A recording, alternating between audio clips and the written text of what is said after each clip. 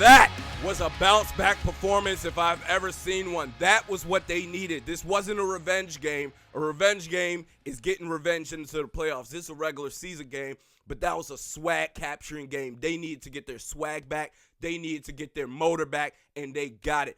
I was never worried about Kirk Cousins at all. It was just that defense, and my whole thing about this defense was my criticism of the defense and including Mike Zimmer, and I'm going to get to him in a little bit. I thought that he did a much better job in this game.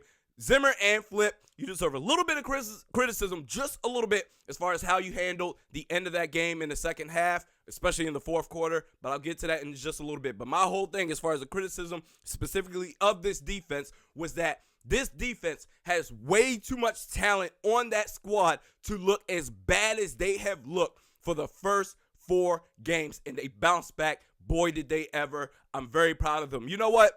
It got to a point whereas win or lose, because it was getting tight, win or lose, I was proud of the players. I was proud of everybody. Anthony Barr made a couple of plays. Laquan Treadwell, he made a couple of plays. There was a point in time where Anthony Barr, it may have been the second, third, maybe fourth possession of the Eagles, I think it was in the first half, where Anthony Barr ended the series on third down for the Philadelphia Eagles. And then conversely, on offense, after we got the ball back, Laquan Treadwell extended a series for the Minnesota Vikings by catching a pass and I think running it up for a first down on a third down conversion. So big ups to them. I don't think there was anybody out there that looked terrible. Even Dan Bailey. Dan Bailey had as much as a Kai Forbath game as you can imagine, right? Just missing a kick, making it, missing another one, and then making a clutch field goal at the end. I was very proud of Dan Bailey for exercising that mental toughness right there. This is Realistic Randy of the Mediokr Best Sports Podcast. Thank you for tuning in. So let's start with a couple of things. How about on offense first? Kirk Cousins, respect this man. Y'all better realize, ever since all the people that was getting after me, I wrote an article on the Viking Age, I got on this podcast time after time after time. After that NFC Championship game, I want Kirk Cousins because Kirk Cousins is tough. Case Keenum, he's tough too. I'm not taking anything away from him, but he's a better quarterback, and he will utilize these weapons that we have to the fullest, not just throwing up prayers to get bailed out like Case Keenum did. By the way, Case Keenum is struggling in Denver, in case you guys didn't notice, but that's neither here nor there. But Kirk Cousins, I forget the performance he had. I was actually expecting him to have maybe 3 touchdowns or so. I was expecting him to light it up. He did light it up. He only had 1 touchdown pass, but he looked fantastic. 30 for 37, 301 yards, and a touchdown. Quarterback rating of 109.6. He was outstanding yesterday. Made tough play after tough play. Look, the offensive line isn't as bad as 2016. I think the run blocking is as bad as 2016. Now, yesterday I thought the run blocking was actually okay, but as far as pass protection, if you remember in 2016, Sam Bradford he held the record for the largest completion percentage in NFL history. That was in 2016. The year before, I believe Drew Brees broke it that very next year. But the reason that he broke it was because we had to do a lot of dink and dunk passing catches as far as getting yards after the catch because our offensive line was so bad. It's not as bad as it was in 2016, but there's still some causes for concern. This dude, Kirk Cousins, took so many hits, but still threw the ball in stride, knowing that the hits were coming. And for all the criticism, and rightfully so, on Kirk Cousins as far as his pocket presence, I thought he exercised a lot of pocket presence in that game yesterday. He felt the pressure a lot more than he usually does in his career. So big ups to him. And another thing that may not have gotten noticed enough, we talk about on defense with Everson Griffin being out, who's going to be that vocal leader? Who's going to be that rah-rah guy that's going to get them fired up? And I think we found it for the whole team, and that's Kirk Cousins. I saw the soundbite of Kirk Cousins during the pregame huddle and getting these dudes. This is what I love. This one fiery SOB. I love this dude. That's my damn quarterback. This dude got out there and just told them, hey, focus. Let's get the job done. I love it. I absolutely love it because, look, this team is talented, but there's something about the link, man. There's something about Lincoln Financial Field, whereas Lincoln Financial Field was starting to get on that territory as far as Soldier Field, whereas when we go there, we're pretty much going to lose that game because it's a tough environment to play in. but he did it. He got that team fired up, and you could tell they were ready to go. On defense, especially after the Dan Bailey missed the first one, they had a great stop on defense. They responded well. That was excellent stuff. The defensive line had consistent pressure the whole game. Stephen Weatherly, he had a couple of boneheaded plays, a couple of boneheaded penalties, boneheaded flags thrown at him, but I thought he had a really good game. And I've said this on Twitter and Facebook right after the Everson Griffin incident. Look, I think this defensive line could still be great. I think as long as you got Danielle Hunter still, you still got Linval Joseph, you still have Sheldon Richardson, I think Weatherly can be okay, and that's all you need. I think this defensive line can still be great. I thought they were great yesterday. Stephen Weatherly had a great beat on Lane Johnson to beat him, to force the strip sack fumble, resulting in that Linval Joseph, who ran his ass off, baby, for that fumble return for a touchdown. That was some good stuff. Anthony Barr, the linebackers, they were making plays. Both Eric Kendricks and Anthony Barr made an appearance. The secondary was awesome. Harrison Smith was out there in pass coverage. He made so many plays in pass coverage. That is where his biggest value lies.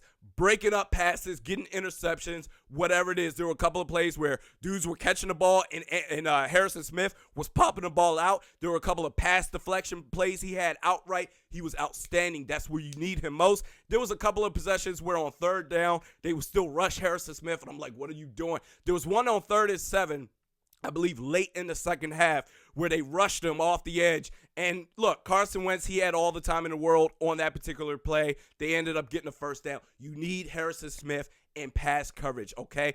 But for the most part, he was out there a lot more than I'm used to seeing him in pass coverage. He had a great game. Great for him. The rest of the secondary, Xavier Rhodes, everybody was in pass coverage. Everybody was in respectable distance within their assignments. They were either batting the ball down or they were making immediate tackles as soon as their man caught the passes. That was a great game, great performance by that defense. On offense, Kirk Cousins, he was great, like I said. Hey, best receiver tandem in the league. You can at me at realistic_Randy or at realisticrandy on Facebook. I don't give a damn. Let's argue. This is the best receiver tandem in the league. I would argue that Stephon Diggs is a little bit better route runner than Adam Thielen, but I would say Adam Thielen may just be slightly better than Stephon Diggs at adjusting to the ball and coming down with it. There were so many Adam Thielen had 7 catches for 116 yards and 1 touchdown. Stephon Diggs had 10 catches for 91 yards. They were outstanding. Adam Thielen had a long catch of 68 yards, and Stephon Diggs had a long catch of 25 yards.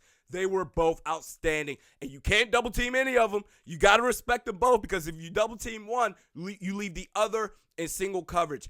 Overall, in the first half, it was a well-balanced attack on the running game and the passing game. I thought they were both really, really good.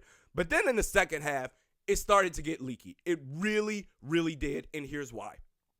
I thought, especially at the top of the fourth quarter, when we were up, I don't have it in front of me, let's say, 20-14 or whatever it was. We were up by a little bit. Not by a lot, but just a little bit. And in the top of the fourth quarter, it's like they were playing conservative. They were already trying to run the ball out or run the clock out with like 12 minutes left in the fourth quarter. And I'm like, what are you doing? There's still a lot of game left. The way that you got this lead is by attacking, mixing in run plays once in a while, but it's through the passing game. This run blocking can't hold up overall, and they would just run the ball time and time again. Oh, let's just see what happens, like trying to preserve the game. And it's like, there's still 12 minutes left. What are you doing? I thought that Mike Zimmer, and even the defense, Mike Zimmer's defense, they were starting to get a little bit tight and a little bit prevent-y, if you will, where it's like they're trying to just hold on to the lead instead of inserting their will like they've been doing. Coming up with consistent pass rush and playing tight coverage to where it's like, okay, these dudes, they got to earn their yards, but it was so much to where it's like, okay, let's just make the tackles. Let's make sure we don't drop the big plays, and that's fine. Make sure they don't give up the big plays, but overall, that's not what got you that lead. And I think Zimmer and Flip, they reverted back to that conservative play style and play call style where I was just like, what are you guys doing? But you know what? They held on to the end, and Dan Bailey, he made that tough field goal to end the game. That was some fantastic stuff. This was a must-win game. I'm so proud of this team. The other thing that I will say is, going into this next game as far as Arizona is concerned, Don't take them lightly. As far as for the rest of the season, after Buffalo, you really should know that you don't take any team lightly. But as far as the rest of this team is concerned, going against the Arizona Cardinals, I don't care what nobody say. This dude, Josh Rosen, is a baller. I think he's going to be the best the best quarterback in this draft class. He may not get Rookie of the Year, probably not, but we'll see. I don't know. But Josh Rosen is a baller. This dude will slice and dice you if you let him do it. So you can't take him lightly. But overall, I thought this was the game that they needed to get their confidence back, to get their motor back. They were out there making plays left and right. Congratulations to them. Now, as far as the rest of this thing goes, let's see here. As far as the NFC division, that was a great day yesterday for the NFC and the NFC North because on one hand, I thought the Green Bay Packers, I've been saying it all offseason long into the season, I think the Green Bay Packers are overrated. I don't care what nobody says. I think they go as Aaron Rodgers goes. I know they drafted 2 cornerbacks in last year's draft in the offseason. Good for them. But this team still goes as Aaron Rodgers goes. And you saw that yesterday. Mason Crosby had a case of the Blair Walsh yesterday. So did Dan Bailey, but Dan Bailey recovered like a Kai Forbath would, like he would in those days. But Mason Crosby, he was finished. Once he missed that kick, he ended up missing, 5 total kicks, 4 field goals, and 1 extra point.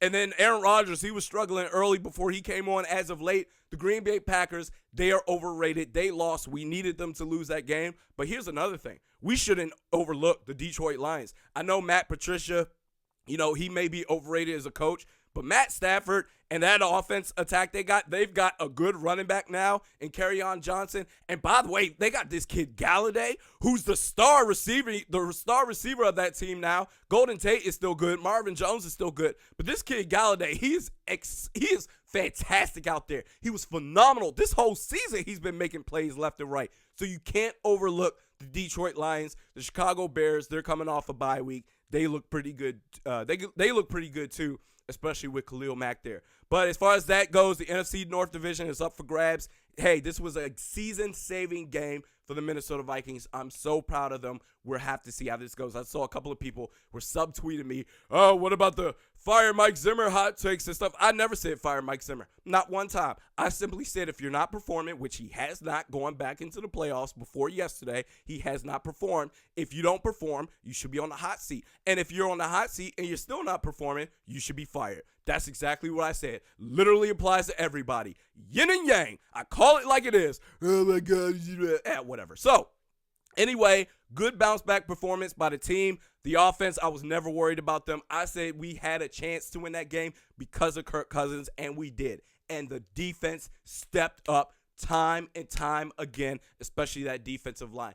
I think this is the game that they needed to snap out of it, to move forward, and kick ass the rest of this year. This could be a playoff team. Who knows what can happen? Now, Riley Reef being out, we're going to have to monitor that because I thought when Rashad Hill went out and Brian O'Neill came in and he looked really, really good. I thought Brian O'Neill came in because I was like, Rashad Hill, this project is over with. He needs to get out. And then I was like, oh, they listened to me. Brian O'Neill's in the game. Forget Rashad Hill. And then come to find out Rashad Hill was playing left tackle because Riley Reef, I think he suffered a broken foot, so we're going to have to monitor that. But they look good overall. There's still a lot of things that need to be worked on. Conservative play calling. Let go of it. Step on the throat. Don't let off the gas when you're kicking ass out there. So anyway, and one more thing I want to rant about real quick. That Wendell Smallwood touchdown, that supposed touchdown, I don't care that they changed the rules and, this is now a catch or whatever it is. That was not a catch. That was not a damn catch. He did not complete the motion to fall down and control the ball throughout the process of the play. He didn't do it, and they reviewed it. They looked at it and said that was still a touchdown anyway. I don't care what rules you guys have changed. The NFL has ruined everything. You have paralyzed my brain. I don't know what a tackle is anymore. I don't know what a roughing the passer call is anymore. By the way, I'm a Vikings fan. I don't agree with that Michael Bennett roughing the passer call. I thought he slipped and fell into Kirk Cousins' feet, And what is he supposed to do? I thought that was a BS call. But as far as that touchdown catch that they called for Wendell Smallwood, I believe that was not a catch, damn it. And you know why? Because the NFL, you have ruined it for me. I don't know what a tackle is anymore. I don't know what a roughing the passer call is anymore. I don't know what a catch is anymore because of you, the NFL. I don't know what anything is anymore. By the way, I don't know what anything is, right? Are these headphones or are these earmuffs? Because I can hear sound, but my ears feel quite comfy right now. I don't know because of you. Fix it. But anyway, I expect bad calls all the time now in every single game, so I can't really get that worked up anymore. So we do this once a week. Mediokr, best sports podcast with Realistic Randy. Follow me on Twitter at Realistic Randy, Facebook at Realistic Randy. Jesus Christ. At Realistic_Randy on Twitter, YouTube, iTunes. We will see you next week. Is T1.